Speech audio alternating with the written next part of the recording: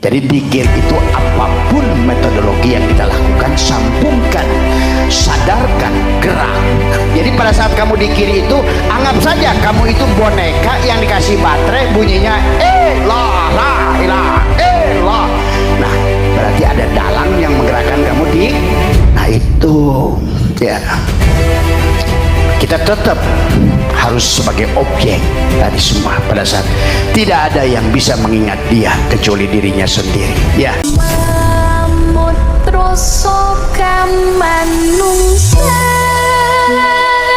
Masalahmu gak kunjung selesai bukan karena doamu kurang panjang, tapi karena kamu belum tahu siapa yang sebenarnya sedang bekerja di balik masalah itu. 95% orang terjebak dalam keluhan karena mereka merasa menjadi subjek yang memikul beban dunia sendirian. Ada sebuah teknik zikir kuno yang bukan sekadar ucapan bibir, tapi sebuah metode untuk mengosongkan diri agar sang dalang yang mengambil alih urusanmu. Simak rahasia zikir tanpa suara ini yang bakal ngebuka semua pintu solusi yang selama ini tertutup rapat buat kamu. Kenapa masalah itu ada? Ya. Tetapi kenapa masalah itu ada hanya kepada sebagian orang? Dan kenapa pada orang yang sudah jiwanya tenang, sesungguhnya masalah itu hampir tidak ada. Walaupun masalah itu ada, maka dia sudah terbiasa, dia sudah ridho tadi semua, karena dia sudah mengerti bahwa sesungguhnya tidak ada satu persoalan pun yang datang pada diri kita kecuali adalah kita yang menariknya. Masalah itu nggak pernah datang tanpa undangan.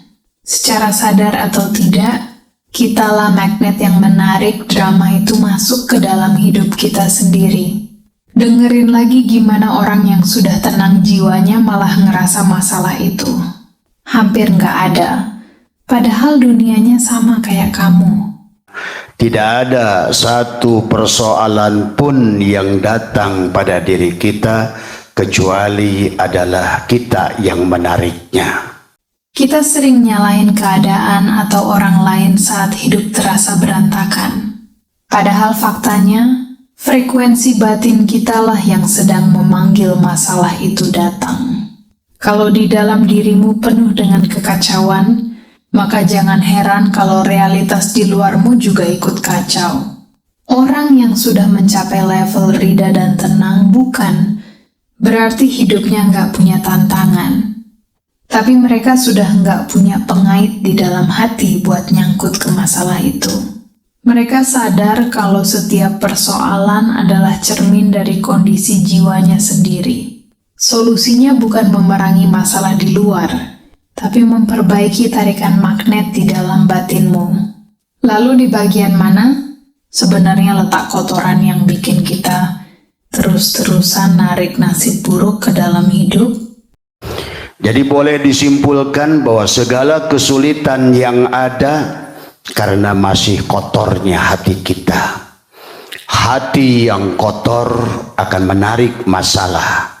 Maka itulah Abah suka ajarkan tentang terus mari kita adalah membuka dada kita, mengurus dada kita, karena masalah itu ada di jantungmu. Masalah itu datang padamu dengan helaan nafasmu.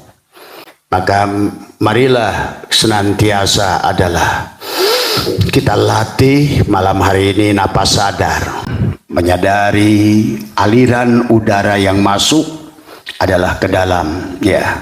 Dadamu itu rumahnya Allah. Kalau rumahnya kotor penuh sampah emosi, jangan harap kenyamanan bakal hadir di sana. Simak poin penting soal kenapa kita harus melatih napas sadar buat mendeteksi aliran udara yang masuk ke dalam diri.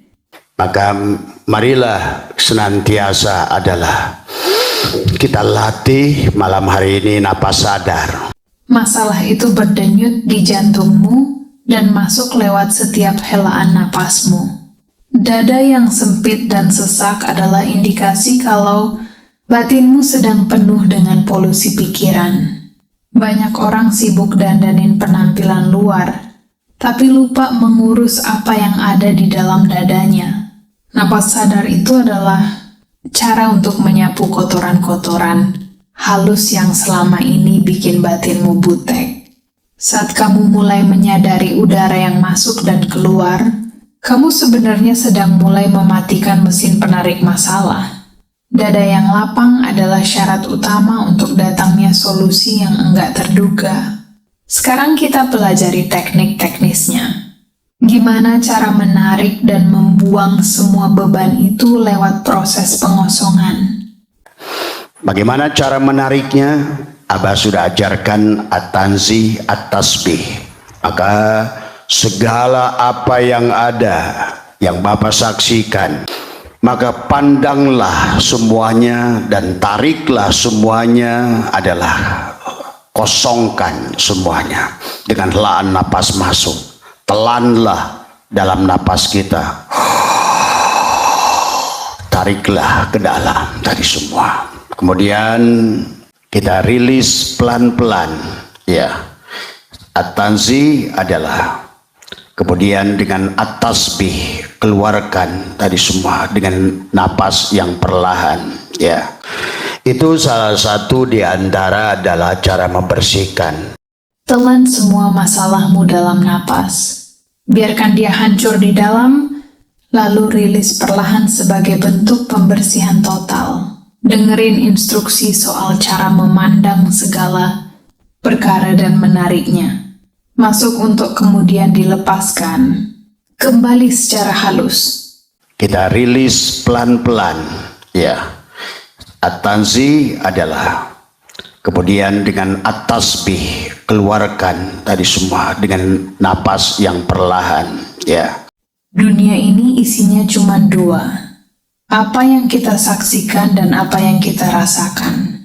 Teknik at-tanzih dan at-tasbih ini adalah metode filtrasi batin. Kamu diajak untuk melihat masalah, bukan untuk dipikirin terus, tapi untuk ditelan lewat napas masuk dan dikosongkan. Lalu lewat napas keluar yang perlahan, kamu melepaskan keterikatanmu pada masalah itu. Ini adalah cara membersihkan residu emosi yang sudah mengerak di dinding jantungmu. Kalau kamu sudah ahli melakukan ini, masalah seberat apapun nggak akan bisa bertahan lama di dalam dadamu karena kamu punya sistem pembuangan yang lancar. Ciri-ciri orang yang gagal membersihkan kolbu adalah mereka yang napasnya penuh dengan energi negatif. Sudah pasti untungnya orang yang membersihkan adalah kolbunya, dadanya, sahabat. Maka boleh disimpulkan masalah yang ada karena dadanya sempit. Yang ditariknya napas keluhan. Yang ditariknya adalah bukan napas syukur, bukan napas puas, bukan nafas bahwa merasakan adalah sesungguhnya dengan lapang.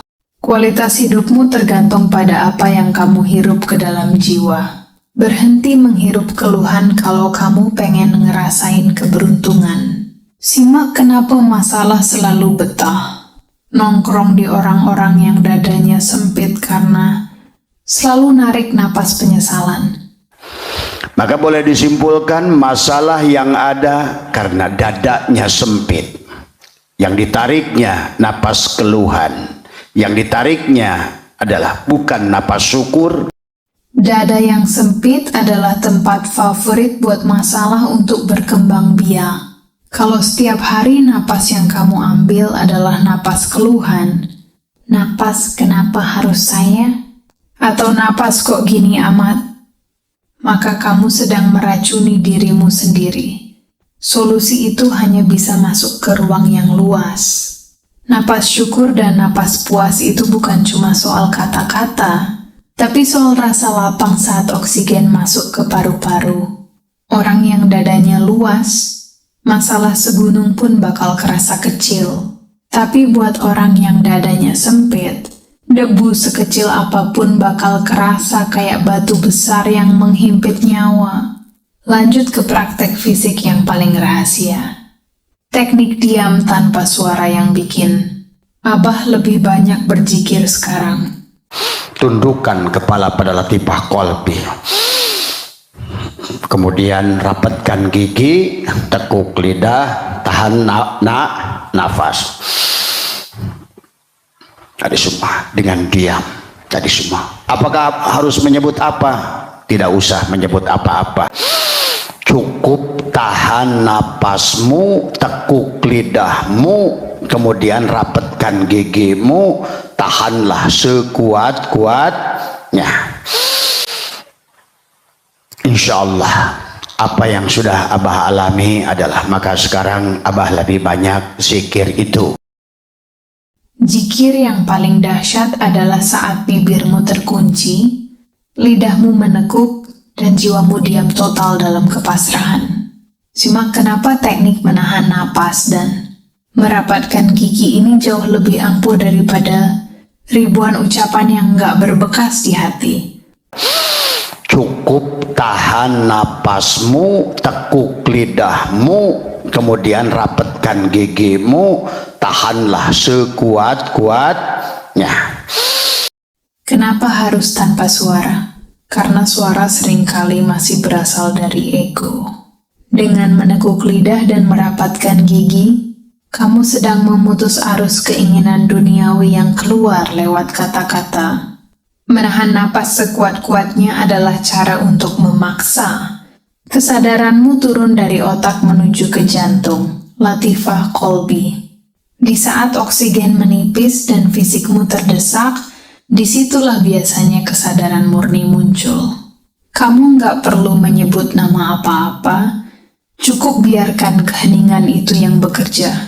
Inilah ijazah zikir tingkat tinggi yang bikin masalah rontok karena kamu sudah tidak lagi banyak bicara di hadapan Tuhan. Lalu kapan waktu yang paling sakral buat melakukan pembersihan rumah Tuhan di dalam dada ini? Jam berapa? Yang paling bagus adalah kalau bisa adalah sebelum tidur. Jadi jangan dulu banyak permintaan apa-apa lah. Sebetulnya dengan Allah nggak usah banyak bersihkan saja rumahnya. Tadi semua. Bersihkan rumahnya. Tadi semua. Berhenti jadi pengemis di hadapan Allah dengan banyak permintaan. Tugasmu cuma satu. Bersihin rumahnya. Biarkan dia yang ngurus isinya. Lihat cara pandang baru soal kenapa kita nggak usah banyak minta kalau kondisi rumah, batin kita sudah bersih dan rapi. Sebetulnya dengan Allah nggak usah banyak bersihkan saja rumahnya. Banyak orang berdoa kayak lagi bikin daftar belanjaan, panjang banget mintanya. Padahal kalau rumah, hati, kamu berantakan dan kotor, mau dikasih barang mewah pun nggak bakal muat.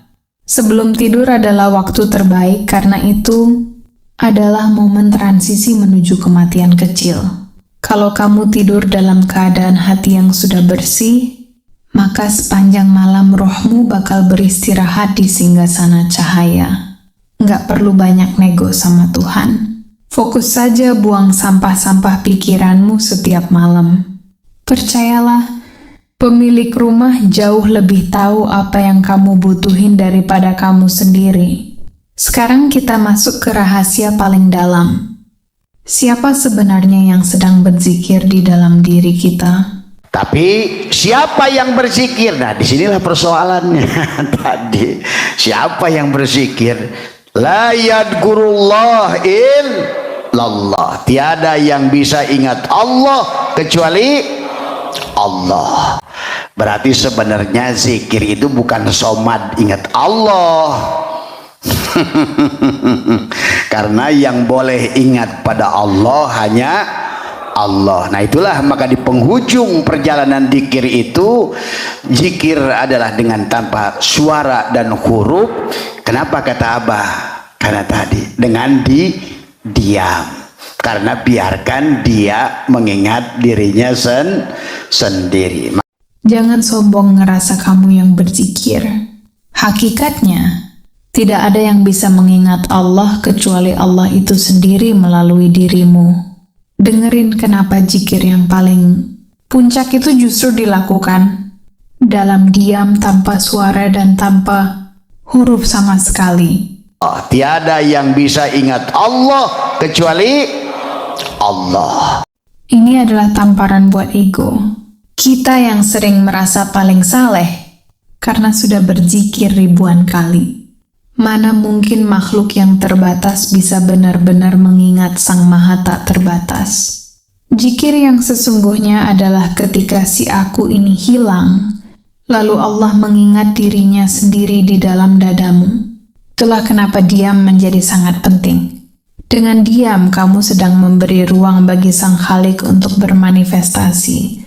Tanpa suara, tanpa huruf, tanpa gangguan pikiran. Di titik nol itulah perjalanan zikir yang asli dimulai. Saat kamu berhenti bersuara, disitulah dia mulai bicara. Simak analogi boneka baterai yang bakal ngerubah cara pandangmu soal siapa dalang di balik semua gerakan hidupmu. Jadi zikir itu apapun metodologi yang kita lakukan, sambungkan, sadarkan, gerak. Jadi pada saat kamu zikir itu, anggap saja kamu itu boneka yang dikasih baterai, bunyinya la ilah. Nah, berarti ada dalang yang menggerakkan kamu nah itu ya.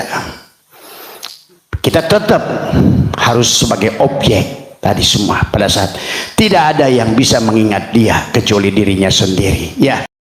Anggap dirimu cuma boneka kayu. Baterainya dari dia, suaranya dari dia, dan gerakannya pun diatur oleh sang dalang. Pahami posisi kita sebagai objek yang digerakkan, supaya kita nggak lagi pusing mikirin masalah hidup yang berat. Jadi pada saat kamu zikir itu, anggap saja kamu itu boneka yang dikasih baterai, bunyinya la ilah. Nah, berarti ada dalang yang menggerakkan kamu nah itu. Kesalahan terbesar kita adalah merasa punya baterai sendiri dan merasa bisa gerak sendiri. Makanya kita gampang stres saat masalah datang. Padahal kalau kita sadar bahwa kita ini cuma objek, cuma boneka yang sedang dimainkan oleh Sang Maha Dalang, maka beban itu otomatis hilang. Apapun metodologi zikirmu, mau sambungkan, sadarkan, atau gerakan, tujuannya cuma satu. Mengakui kalau kamu itu nggak ada apa-apanya. Suara ilah yang muncul dari batinmu itu adalah bukti kalau baterainya masih bekerja. Nikmati saja perannya, ikuti gerakannya, dan biarkan sang dalang yang bertanggung jawab atas seluruh alur ceritanya. Hidup jadi enteng banget kalau kamu sudah nemu dalang di balik dirimu. Tutup ijazah zikir ini dengan komitmen buat mulai mengosongkan diri. Mulai malam ini juga. Zikir bukan untuk mengubah Allah agar sesuai kemauanmu, tapi zikir untuk mengubah dirimu agar selaras dengan kemauannya. Kalau kamu sudah berhasil jadi boneka yang rida di tangan sang dalang, maka semua masalahmu bakal selesai dengan caranya yang ajaib. Buktikan sendiri, bersihkan rumahnya, dan biarkan solusi itu datang mengetuk pintumu. Naskah ini disusun untuk tujuan refleksi spiritual dan edukasi diri. Zikir adalah perjalanan pribadi antara hamba dan penciptanya. Gunakan ilmu ini dengan bijak dan tetap rendah hati dalam setiap prosesnya. Segala kebenaran murni milik Allah. Selamat berzikir dalam diam, selamat menemukan sang dalang. Saya pamit, salam kesadaran.